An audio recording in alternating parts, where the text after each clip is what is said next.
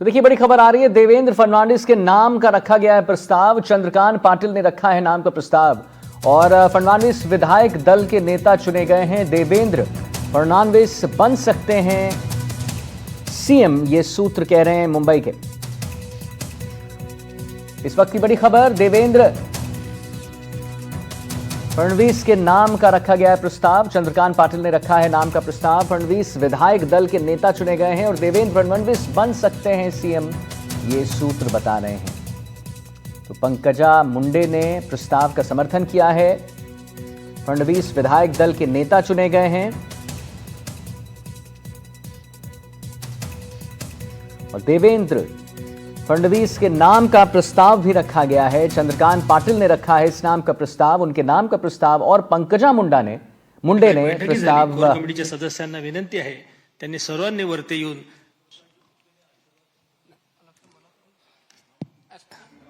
Core कमिटीने वरती येऊन साहेबांचं स्वागत करावं। द्या दादा।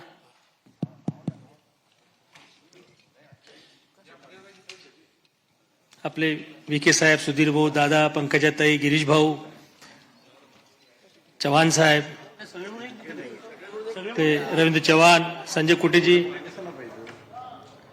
तो जितेंद्र इस वक्त भी हमारे साथ मौजूद है और जितेंद्र लगभग अब ये बात सामने आ ही चुकी है कि इस बैठक में ऐलान जो हुआ है वो देवेंद्र फडणवीस के नाम का ही हुआ है। फिलहाल ये बताइए, निर्मला सीतारमण और विजय रूपाणी जो वहां पर मौजूद है, उन्होंने क्या कोई खास बात कही है देवेंद्र फडणवीस को लेकर कि जिससे हम मान ले कि बस अब ये हो गया और कल अब शपथ ग्रहण जो है देवेंद्र फडणवीस करेंगे?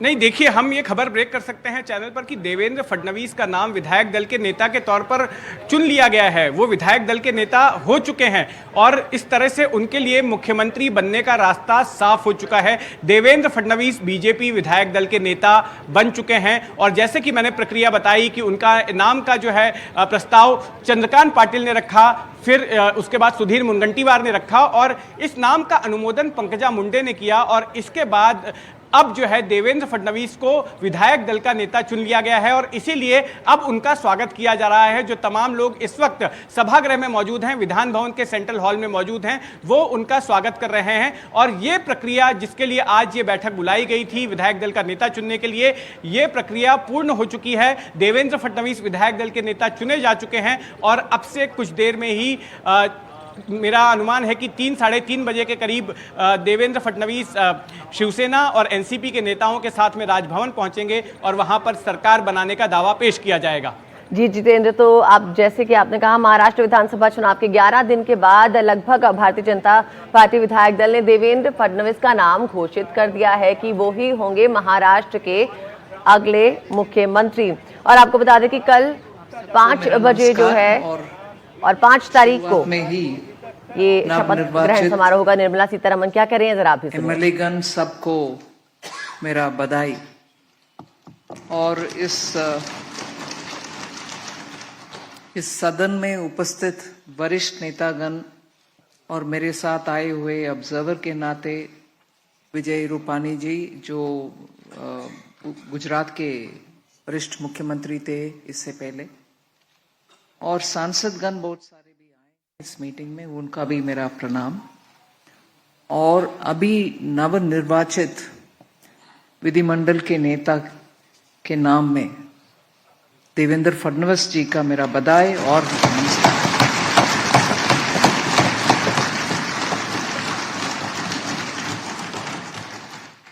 इस चुनाव के दौरान महाराष्ट्र के 14 करोड़ जनता जनार्दन के डिसीजन पूरे भारत के लिए एक संदेश है। ये रेगुलर असेंबली इलेक्शन नहीं है।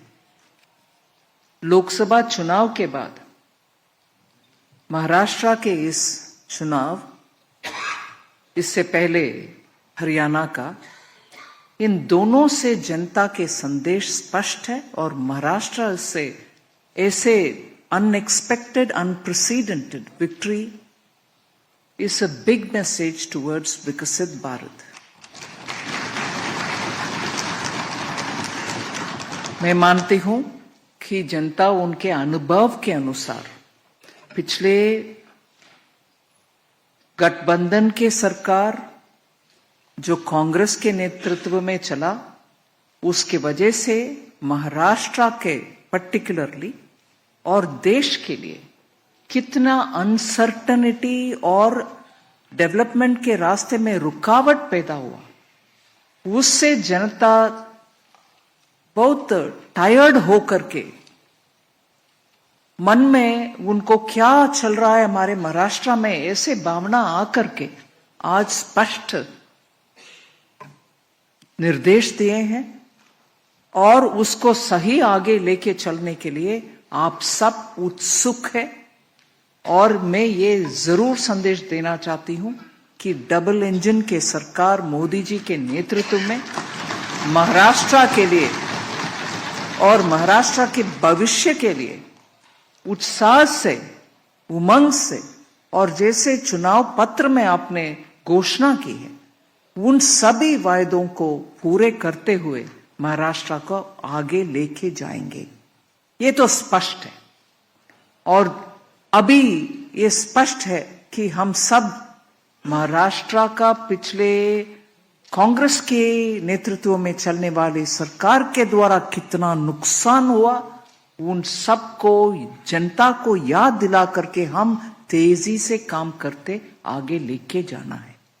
चाहे वो किसान के मामला हो, चाहे इंडस्ट्री का इन्वेस्टमेंट हो महाराष्ट्र में, चाहे हर रीजन का डेवलपमेंट हो महाराष्ट्र में, और प्रमुख बड़ा आज आर्टिफिशियल इंटेलिजेंस को उपयोग करते हुए हमारे ही युवा स्टार्टअप के रूप में इतना नए नए सोच के साथ सॉल्यूशंस दे रहे हैं भारत के इकोनॉमिक और आर्थिक व्यवस्था को सुधार करने के लिए। उन सब का इतना प्रोत्साहन महाराष्ट्र में मिलना चाहिए, मिल रही है, मगर और ज्यादा मिलना चाहिए। उनसे हमें स्पीडीली बहुत सारे काम को आगे ले चलना आसान होगा। महाराष्ट्र फाइनेंशियल कैपिटल मुंबई है, देश का फाइनेंशियल कैपिटल मुंबई, और फाइनेंशियल वर्ल्ड में स्टार्टअप के इतनी कंट्रीब्यूशन दुनिया में एक देश हम जैसे नहीं है जहां फिनटेक में हम सामने